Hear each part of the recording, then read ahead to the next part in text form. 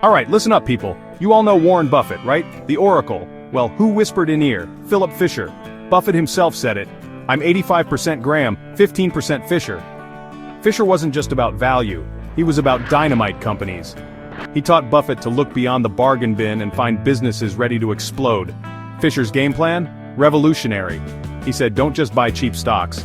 Buy outstanding companies with a future so bright you gotta wear shades. Think about it. Why settle for a fixer-upper when you can own a mansion of a stock? That's the Fisher way, baby. It's about quality, quality, quality. So, what's the core message here? Find a truly magnificent company. A company that's got it all. The brains, the brawn, the vision, and then you buy it. And you hold it. For the long term. Don't get spooked by every little market tremor. Fisher believed in the power of compounding with the best of the best. This isn't just investing, it's partnering with greatness. Why does this matter, especially now in 2025? Because the market is a wild beast. It's fast, it's furious, it's full of noise. But Fisher's wisdom, it cuts through it all. He teaches you to focus on what truly counts, the underlying strength of a business, its ability to grow, adapt, and conquer. In a world of fads, Fisher is about lasting legends. This is timeless stuff, folks. Pay attention. Now let's get down to brass tacks. Fisher didn't just talk a big game, he gave us a roadmap, a checklist. His legendary 15 points to look for in a common stock. These aren't just suggestions, people. These are the commandments for finding winners. If a company doesn't tick these boxes, then maybe, just maybe, it's not for your money. So, what are some of these golden rules? Point number 1. Does the company have products or services with sufficient market potential to make possible a sizable increase in sales? Boom, that's growth right there. He also looked at research and development. R&D. Is the company investing in its future, or is it stuck in the past? Fisher wanted innovators, game changers, not yesterday's news. Then there's the sales organization. Huge. Can they actually sell their amazing products? A great idea is nothing without great execution. And what about profit margins? Are they healthy? Can the company make money and keep making more money? Fisher dug into cost analysis. Every penny counts. And don't forget management integrity. Crucial. Are the leaders honest? Are they smart? Do they care about shareholders or just themselves? These 15 points all together paint a picture. A picture of a company built like a fortress, ready to withstand storms and deliver the goods.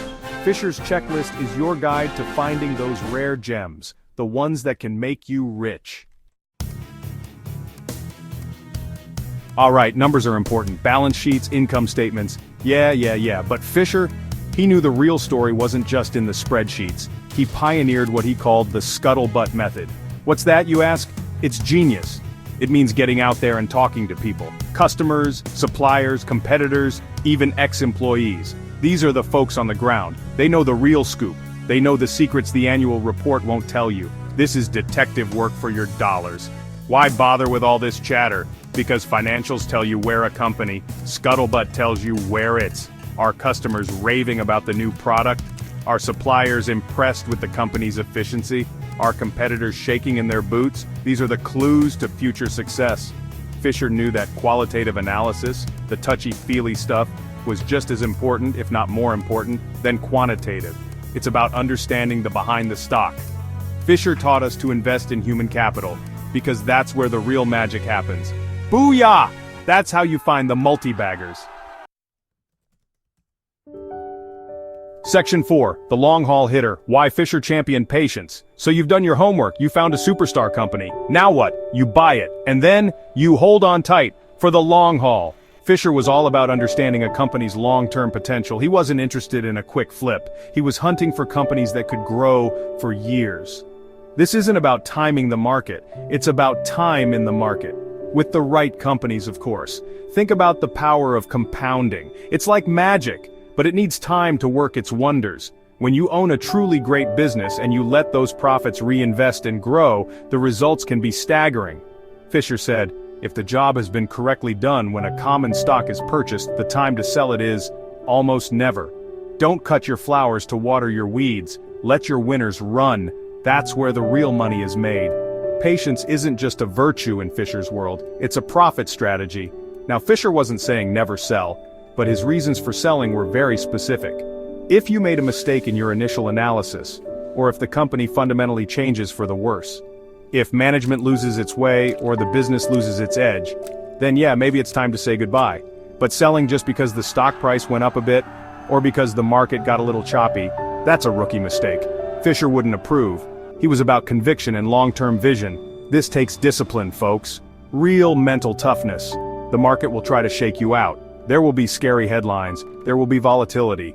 Your itchy trigger finger will want to hit that sell button. But Fisher's wisdom teaches us to resist, to trust our research, to believe in the great companies we own. It's a psychological battle as much as an analytical one.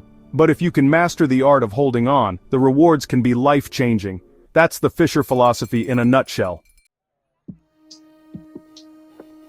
Section 5, Fisher in 2025, still a titan in today's turbo market, booyah! So, here we are, 2025, the market's crazier than ever. We've got AI stocks going to the moon, we've got crypto, we've got meme stocks making no sense.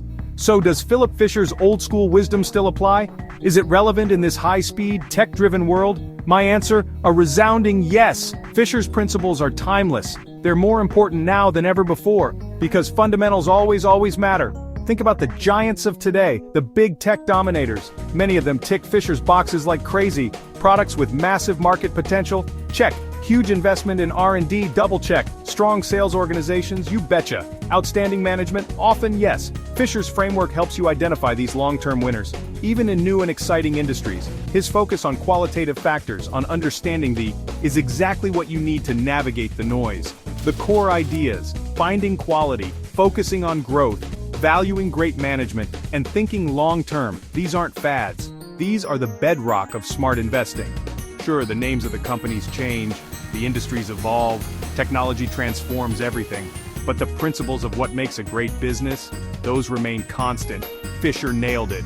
He gave us a lens to see through the hype and identify true sustainable value. That's power, people. Real financial power. So my final message to you, read Fisher. Common Stocks and Uncommon Profits. Get it. Devour it. It's not just a book about stocks, it's a masterclass in business analysis. It'll make you a smarter investor, a better thinker. It'll help you build real, lasting wealth. Don't just chase the hot tip of the day. Learn from one of the true masters. Fisher's wisdom is a gift that keeps on giving. Now go out there and make some money. Woo!